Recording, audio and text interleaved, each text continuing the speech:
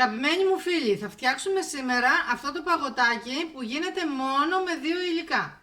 Είναι οικονομικότατο και γευστικότατο. Πάμε να το φτιάξουμε. Τα υλικά μας είναι 450 γραμμάρια γιαούρτι στραγγιστό, πλήρες, και μία έτοιμη σαντιγί που θα τη χτυπήσουμε με την ποσότητα γάλατος που αναγράφεται. Χτυπάμε πρώτα τη σαντιγί. Ρίχνουμε τώρα και το γιαούρτι.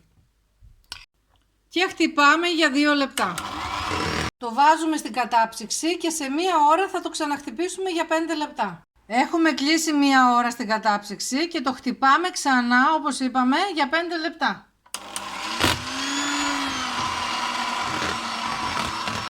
Έτοιμο το παγωτό μας. Έχουμε βάλει μέσα σταγόνες κουβερτούρας. Μπορείτε αν θέλετε να βάλετε και μπισκότα τριμμένα.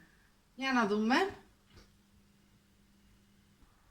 Είναι τέλειο, με 2 μόνο υλικά. Εύκολη και γρήγορη λύση για το καλοκαίρι. Φιλιά πολλά, θα τα ξαναπούμε την άλλη εβδομάδα. Γεια σας!